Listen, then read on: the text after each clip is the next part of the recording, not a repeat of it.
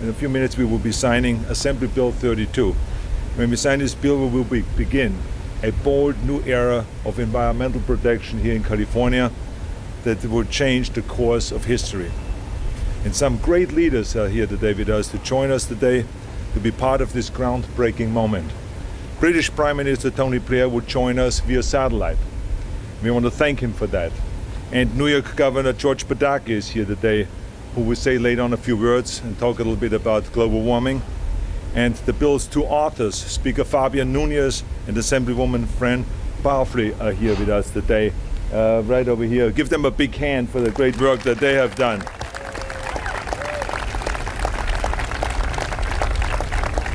So is Linda Adams, Secretary for Environmental Protection, who worked very hard on this bill and has been our head negotiator.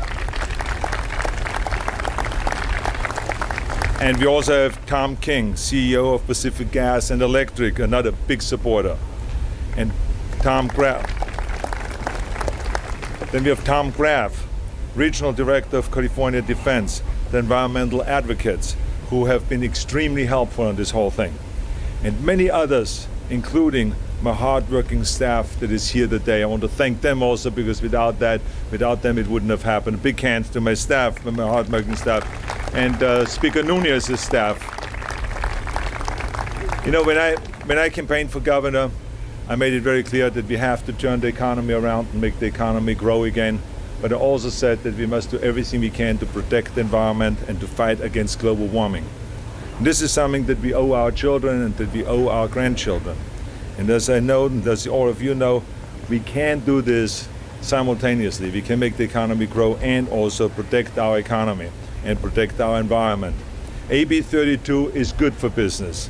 Not only large and well-established businesses, but small businesses that will harness their entrepreneurial spirit to help us achieve our climate goals. In fact, we will create a whole new industry that will pump up our economy. A clean tech industry that creates jobs, sparks new cutting-edge technology, and is a model for the rest of the nation and the rest of the world.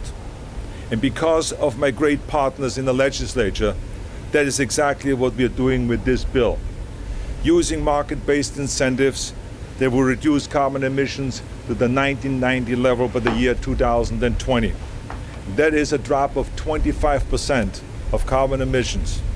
But this is only the beginning, because by 2050, we will reduce emissions by another 80%. We simply must do everything that we can in our power to slow down global warming before it is too late. And believe me, this was a team effort. A lot of people worked together on this. One person could never do this.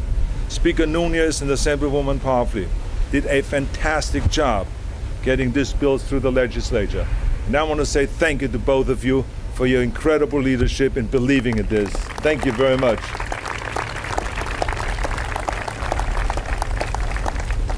I want to also thank Senator Parada for his great leadership in the Senate, for getting the bill through there. It's too bad that he couldn't come here today, but we really appreciate his hard work and believing in a clean environment and in fighting global warming. And the environmental community, I also want to thank them, because they were there on every step of the way, providing great leadership, inspiration, and technical assistance. So a big hand also to the environmental community, please. And also far-sighted companies such as PG&E, BP, Waste Management, Safeway, and the list goes on and on and on, that supported this bill because they know that we can save our planet and boost our economy at the same time. We have had great help also and support from Prime Minister Tony Blair, because he knows how important this is for the entire world. As a matter of fact, in England, they're using exactly this system to comply with the Kyoto Treaty, and they've cut carbon emissions by 12% since 1990 and grown the economy at the same time by 35%. That is quite an accomplishment. So let's hear a big hand for Prime Minister Tony Blair for this great accomplishment. And also Governor Pataki of New York, he's also committed to making a difference on this issue. New York, as a matter of fact, is part of the 7-state compact in the Northeast. that will reduce greenhouse gas emissions from electric power plants. So as you can see, there's a lot of people and a lot of entities working together on this. This is truly exciting, and the most exciting part for me is that this will lead to us leading the way for other states and for other nations. Other countries will, like India and China, Brazil and Mexico, will join us when they see all the great work that we are doing. And so will finally also our federal government follow us. Trust me.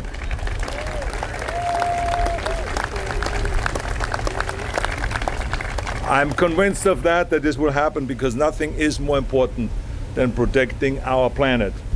So I hope that all of you are as proud as I am, as California leads the way on one of the most important issues that are facing our time, which is the fight against global warming. And now, ladies and gentlemen, let me go and let's hear from our great friend, Prime Minister Tony Blair, who has been a worldwide leader on this issue. We want to thank him for joining us here today, and thank you for your friendship. Please, Prime Minister Tony Blair.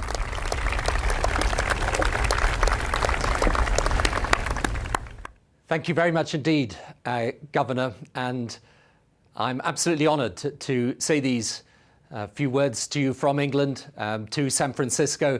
And Governor, first of all, can I thank you for your remarkable leadership on this issue? Can I thank Mayor Newsom?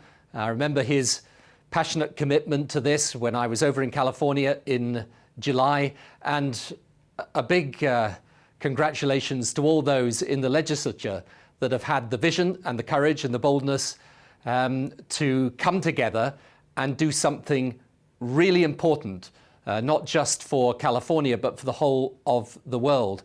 And you guys have set yourself a really bold target, but I think that's right.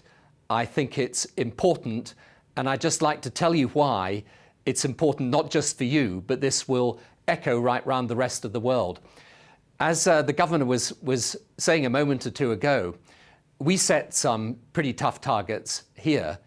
We've met those targets, but the most important thing is that people told us that if we took tough action on the environment, we were liable to suffer a tough problem on jobs and the economy.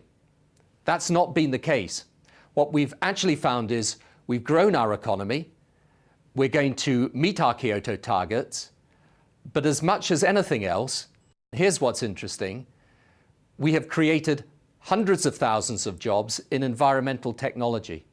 Now, this is the win-win, if we're intelligent about it, for safeguarding the planet's future, but also making our economy strong, however, in a sustainable way.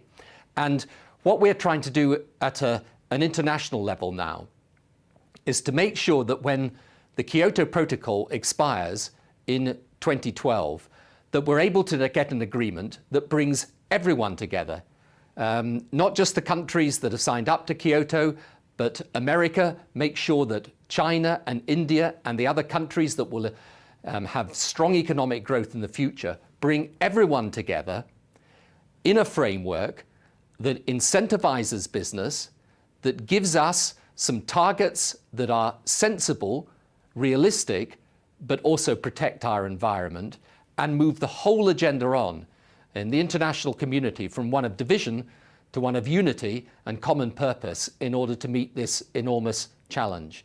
And one of the reasons why I was so pleased to participate in the events I did in California a couple of months ago, and why I really do say to the Governor and to everyone who's involved in this, you know, you are showing brilliant leadership that will inspire and excite a lot of people worldwide, is that if we can get the leadership, not just from countries that have traditionally been very strong on this issue, but from states within the United States of America as well, and hopefully in time from the whole of America, if we can get that leadership, then this has enormous possibilities. And the UK-California partnership that we signed a couple of months ago when I was in California, that's going to mean cooperation on technology, cooperation on science. But here's what is really important as well. In Europe, we have been pushing for, and we now have, a carbon trading system. In time to come, I think it's possible that we can have countries outside of Europe or states outside of Europe actually joining this system. If that happens, then you get a tremendous momentum behind a system that will allow us worldwide to take the action necessary to protect our environment in the way that we know it needs to be protected. So this is a proud day for political leadership, I think, and it's an historic day, obviously, for California. I think you should know it's an historic day for the rest of the world as well. There are people here in my country, in Europe, right round the world, who are watching what you do in California today and are applauding it and are gaining strength and confidence and belief from it. So all I can say is congratulations. I think this is just a great thing, and I'm personally very honored and privileged to be part of it. Good luck. It is a bold action to take, but it's absolutely the right one for California, for America, and for the world. Thank you.